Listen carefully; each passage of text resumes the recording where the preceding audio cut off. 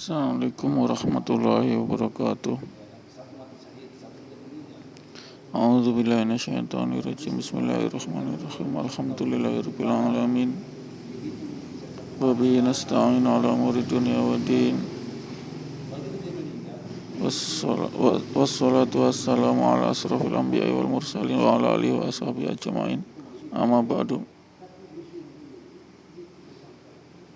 Rabbi shrah li sadri wa yassir li amri wahlul 'uqdatam min lisani yafqahu qawli. Rabbi zidni ilma warzuqni fahman.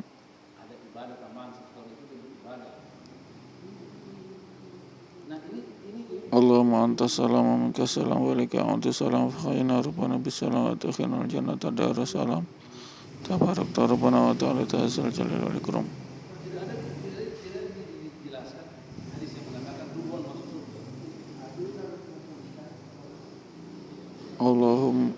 Allahumma ighfir lil mu'minin wal mu'minat wal muslimin wal muslimat wal ahya'i minhum wal amwat wa nawarin rahmati Allah.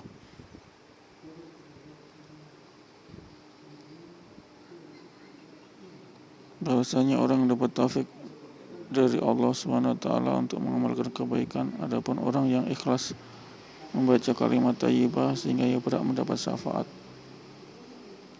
Baginda Nabi SAW adalah satu orang yang memeluk Islam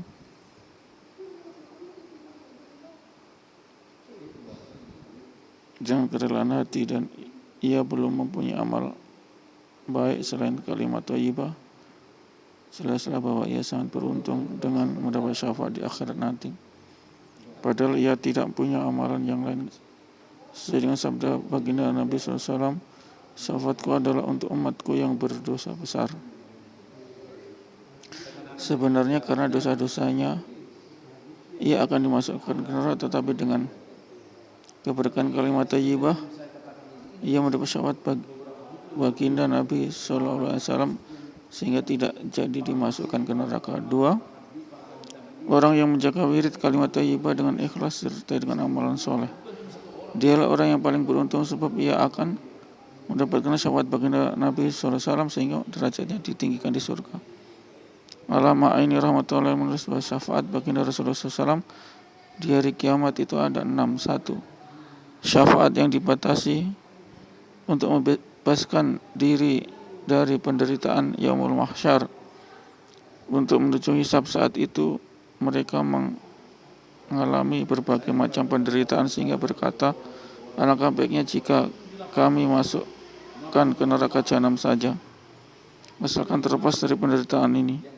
Dalam keadaan itu manusia menjumpai nabi-nabi yang berderajat tinggi satu demi satu untuk meminta syafaat, namun tidak seorang nabi pun yang berani memberi syafaat. Akhirnya hanya baginda Rasulullah SAW yang dapat memberikan syafaat.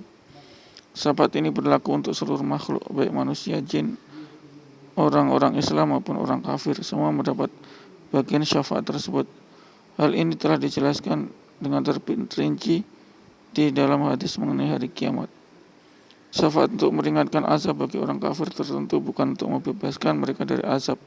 Sebagaimana yang diterangkan dalam hadis sahih mengenai Abu Thalib yang kafir tidak mendapat hidayah masuk Islam. Syafaat untuk mengeluarkan sebagian orang beriman yang telah dimasukkan ke dalam neraka. 4. Syafaat untuk sebagian orang beriman yang karena amal buruknya akan dimasukkan ke dalam neraka, namun akhirnya mereka diampuni dan tidak dimasukkan ke dalam neraka. 5. Syafaat untuk sebagian mukmin agar dimasukkan ke dalam surga langsung tanpa hisab. 6. Syafaat untuk meninggikan derajat orang mukmin di surga, insyaallah, amin. Dari Sayyidina Zaid bin Arqam radhiyallahu anhu, Rasulullah SAW bersabda, barang siapa mengucapkan la ilaha illallah dengan ikhlas, pasti ia masuk surga. Seorang berkata, apakah tanda ikhlasnya itu ya Rasul? Beliau menjawab, kalimat itu menjauhkannya dari segala yang diharamkan oleh Allah SWT. Hadis Tabrani dari kitab As-Saud Al-Kabir. Sekali lagi, Dari Sayyidina Zaid bin Arqam radhiyallahu anhu, Rasulullah sallallahu alaihi wasallam bersabda, barang siapa mengucapkan la ilaha illallah dengan ikhlas, pasti ia masuk surga. Seorang berkata, apakah tanda ikhlasnya? Beliau menjawab, kalimat itu menjauhkannya dari segala yang diharamkan oleh Allah SWT. Hadis riwayat Tabrani dalam kitab Al-Awsat dan Al-Kabir. Jelaslah jika seseorang dapat menjauhi perbuatan haram dan menjadi orang yang senantiasa berzikir la ilaha illallah, tidak diragukan lagi bahwa dirinya akan langsung dimasukkan ke dalam surga.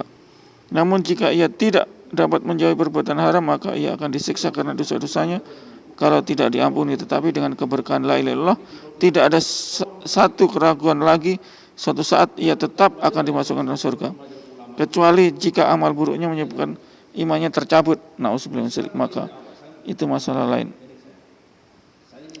Di dalam kitab Tanbihul Ghafilin, Syekh Abu Laits As-Samarqandi rahmatullahi menulis, setiap orang sangat penting untuk memperbanyak la ilaha illallah, juga selalu berdoa memohon kekalnya iman dan berusaha agar selalu terhindar dari perbuatan dosa.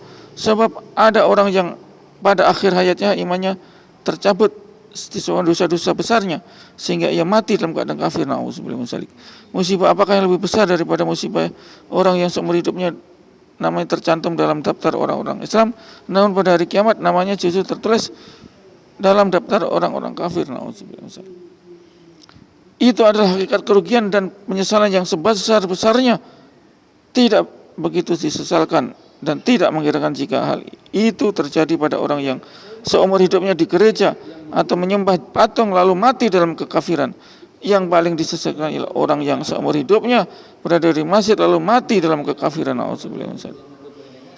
Hal ini sebagian besar disebabkan oleh banyaknya dosa atau perbuatan haram yang ia lakukan secara sembunyi-sembunyi. Terjadi pada banyak orang ketika mereka dititipi harta orang lain dan tidak menyadari bahwa harta itu milik orang lain, namun hatinya selalu berkata, tidak mengapa jika digunakan dulu untuk sementara, suatu saat nanti akan saya kembalikan dan meminta maaf kepada pemiliknya. Akhirnya ketika ia belum sempat mengembalikannya, maut telah menjemputnya. Contoh lain, banyak orang yang menceraikan istrinya dan dia menyadari bahwa dia telah menceraikan istrinya, tetapi ia masih menggauli. Ia belum sempat bertobat, lalu kematian telah datang menyebutnya. Pada akhir hidupnya orang seperti itu imannya bisa tercabut. Ya Allah, pelihara kami dari yang demikian itu. Amin. Dalam kitab hadis terdapat sebuah kisah bahwa pada zaman baginda Rasulullah SAW, seorang pemuda yang hampir meninggal dunia dilaporkan kepada baginda Rasulullah SAW bahwa ia tidak dapat mengucapkan la ilaha illallah. Beliau mendatanginya dan bertanya, apa yang terjadi? Ya Rasulullah, hatiku terasa terkunci. Setelah sedikit akhirnya ketika bahwa ibu pemuda itu marah karena pemuda itu telah menyakiti hatinya. Baginda Rasulullah SAW manggil ibunya dan berkata, jika orang-orang yang telah siap menyalakan kayu bakar untuk membakar anakmu, apakah kamu tidak akan menolongnya? Jika kamu tidak memaafkan anakmu, maka anakmu akan masuk ke dalam neraka. Jawabannya, tentu aku akan menolongnya. Beliau bersabda, kalau begitu maafkan anakmu. Ibunya pun memaafkan, kemudian ditalqin kepada pemuda itu kalimat la ilaha illallah, maka ia langsung dapat mengucapkannya. Begitu baginda Rasulullah SAW bersyukur kepada Allah SWT karena sebab beliau pemuda itu selamat dari siksa api neraka. Masih banyak kisah seperti itu disebutkan dosanya hancurlah kehidupan dunia dan akhirat seseorang. Dalam kitab Ihya Ulumuddin disebutkan khutbah baginda Nabi SAW yang isinya, barang siapa mengucapkan la ilaha illallah tanpa mencampur adukkan ucapannya, maka wajib baginya masuk surga secara langsung. Sayyidina Ali radhiyallahu anhu bertanya, apa maksud mencampur adukkan itu? Beliau menjawab, cinta dunia dan sibuk mencarinya. Banyak orang yang perkataannya seperti para nabi alaihissalam, namun amalan mereka adalah amalan orang takabur dan sombong. Jika kalimat itu diucapkan tanpa mencampur adukkan dengan cinta dunia dan sibuk mencarinya, wajib baginya masuk surga secara langsung, insyaallah. Amin. Dari Sayyidina Abu Hurairah radhiyallahu anhu, baginda Rasulullah SAW bersabda, tidaklah seorang hamba membaca la ilaha illallah kecuali akan dibukakan baginya pintu-pintu langit sehingga kalimat itu sampai ke arsy ilahi, sehingga sana Allah selama ia menghindari dari dosa-dosa besar. Fadilah kalimat ini sangat besar dan kemakbulannya sangat tinggi. Kalimat ini langsung mencapai arsy Allah. Juga dapat diketahui bahwa meskipun kalimat ini diucapkan oleh seorang pendosa besar, tetap saja ia mendapat manfaat kalimat ini. Mula Ali Qori rahmatullah alaih berkata, menjauhi dosa-dosa besar merupakan syarat agar doa segera dikabulkan dan semua pintu langit terbuka. Meskipun dengan adanya dosa besar, seseorang tetap mendapatkan pahala dan pengabulan. Sebagian ulama menerangkan maksud dari hadis di atas ialah bahwa seseorang yang meninggal dunia dengan mengucapkan la ilaha illallah, maka pintu-pintu langit akan terbuka untuk memulaikan ruhnya. Sebuah hadis menyebutkan bahwa ada dua kalimat. Yang pertama tidak akan berhenti hingga mencapai arsy Allah, dan kalimat kedua nur atau pahalanya akan memenuhi seluruh langit dan bumi. Kalimat pertama ialah la ilaha illallah, dan kalimat kedua adalah Allahu Akbar. Insyaallah, amin. A'udzubillahi minasyaitonir rajim. Bismillahirrahmanirrahim. Subhanallah wa bihamdihi subhanakallahumma wa bihamdika asyhadu an la ilaha illa anta astaghfiruka wa atubu ilaik. Assalamualaikum warahmatullahi wabarakatuh.